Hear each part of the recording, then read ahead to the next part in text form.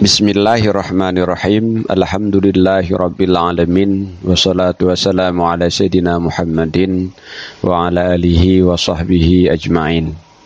Subhanaka la ilma lana illa ma 'allamtana innaka antal alimul hakim. Rabbi syrah li sadri wa yassir li amri wahlul 'uqdatam min lisani yafqahu qawli.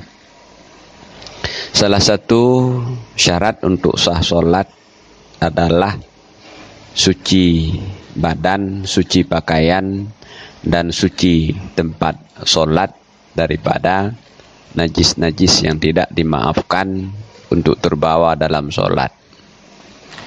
Sedangkan najis-najis yang dimaafkan untuk terbawa dalam solat ini tidak mempengaruhi sah solat seseorang apabila najis tersebut berada pada badannya atau pada pakaiannya atau pada tempat solatnya. Tentang najis-najis yang dimaafkan dalam solat ini insyaallah akan kita bahas di dalam video selanjutnya. Yang dimaksud dengan badan yang mesti terbebas daripada najis ketika seseorang melakukan solat adalah bagian zahir atau bagian luar daripada badan tersebut. Baik bagian luar itu berupa kulit atau berupa bulu rambut atau berupa kuku, tulang, maupun bagian zahir itu berupa daging atau isi. Apabila pada bagian tubuh yang zahir seseorang itu terdapat najis yang tidak dimaafkan ketika dia melakukan solat, maka solatnya tidak sah karena tidak mencukupi salah satu syarat sah solat, yaitu suci badannya daripada najis-najis yang tidak dimaafkan. Termasuk bagian zahir daripada badan yang mesti suci daripada najis adalah dalam mulut. Maka di dalam mulut seseorang ketika melakukan solat tidak boleh ada najis-najis yang tidak dimaafkan.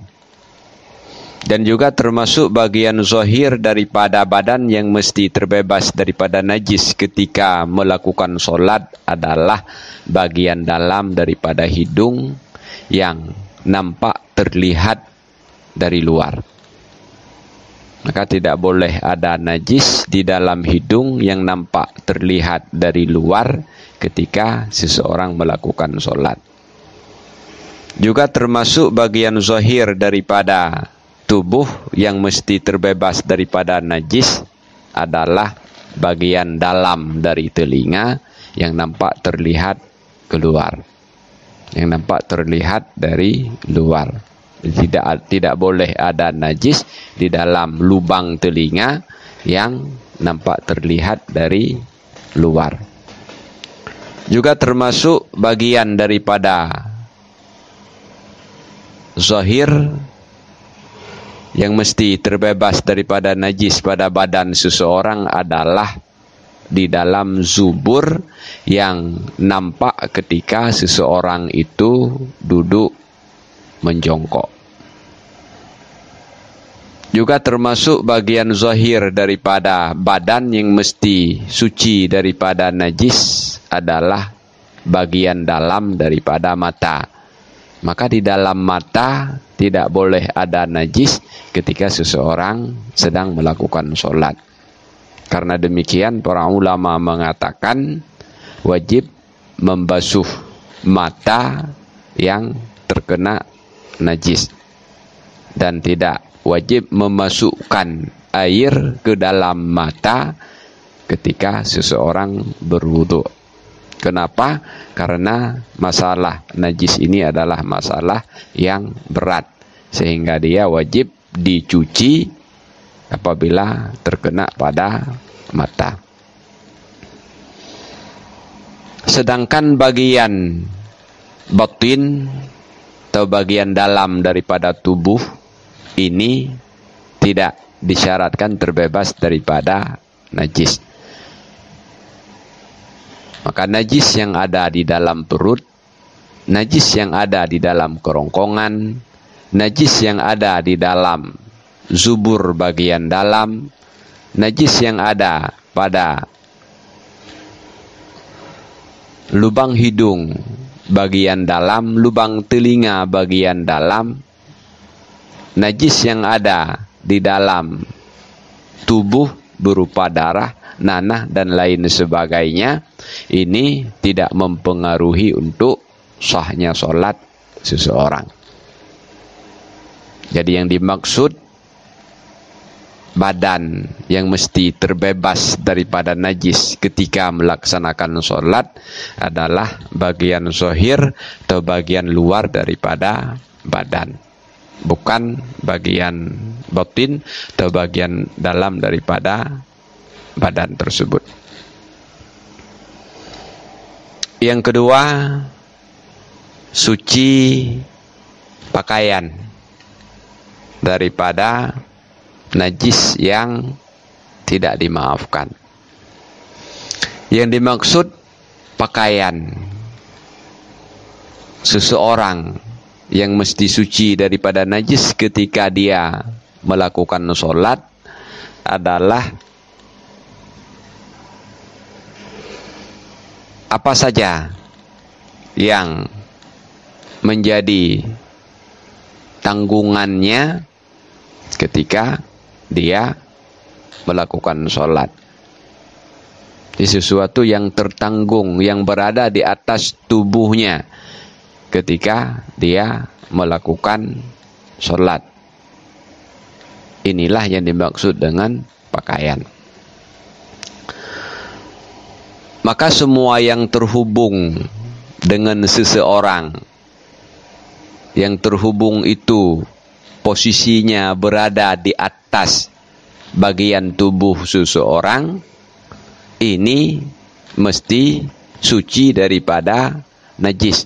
Karena itu termasuk di dalam pakaiannya yang mesti suci daripada najis. Walaupun hakikatnya benda tersebut tidak termasuk daripada jenis pakaian. Misalnya dia menanggung atau menggenggam tali yang pada tali tersebut ada najisnya. Kalaupun tali bukan pakaian, tapi tali tersebut juga disyaratkan terbebas daripada najis karena dia telah menanggung tali tersebut.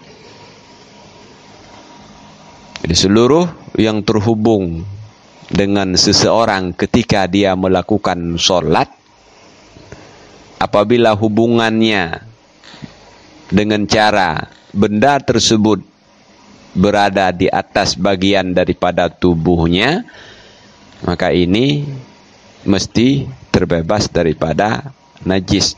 Walaupun ukuran benda tersebut, pakaian tersebut panjang, sehingga ujung daripada pakaian ini tidak bergerak ketika dia bergerak. Kalau ujung pakaian tersebut kalau ujung pakaian tersebut bagian daripada benda yang ditanggung oleh orang yang sholat, tetap mesti suci daripada najis. Apabila ada bagian daripada benda yang ia tanggung, ujung benda yang ia tanggung tidak suci daripada najis, maka sholatnya tidak sah karena termasuk menanggung najis. Contohnya apabila dia menanggung tali yang panjang di mana pada ujung tali tersebut ada najisnya. Walaupun ujung tali yang terkena najis tersebut jauh daripada posisi badannya dan tidak bergerak ketika dia bergerak, tetap dia dianggap menanggung najis karena dia menanggung benda yang benda itu terhubung dengan najis secara langsung. Yang ketiga, suci tempat daripada najis. Yang dimaksud dengan tempat solat yang mesti terbebas dari najis ketika seseorang melakukan solat adalah tempat, baik itu lantai, tanah, keramik, sajadah, atau lain sebagainya yang digunakan untuk solat di atasnya. Dan benda tersebut atau tempat tersebut langsung tersentuh dengan tubuhnya ketika dia melakukan solat. Kalau tidak tersentuh langsung dengan tubuhnya ketika dia melakukan solat, ini bukan termasuk dalam tempat solat.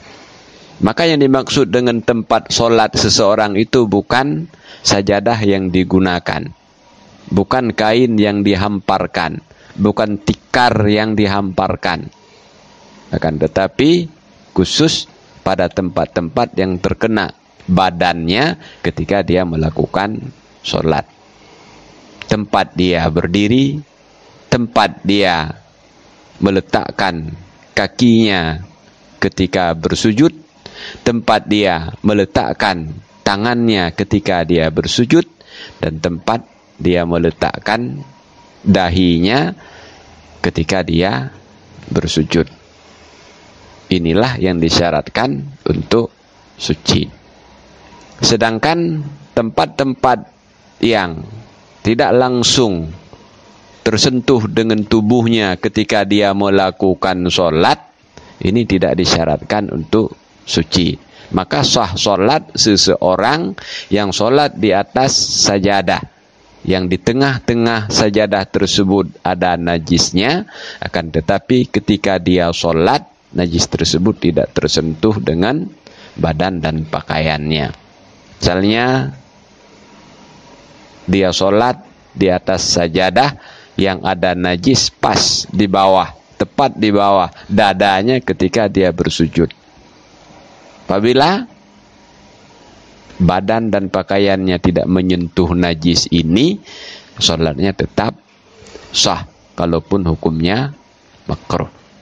Jadi yang dimaksud dengan tempat solat adalah tempat yang terkena secara langsung dengan badan dan pakaian seseorang ketika dia melaksanakan solat. Inilah pengertian suci badan, suci pakaian, dan suci tempat di dalam solat. Wallahu a'lam bishawab. Walhamdulillahi rabbil alamin.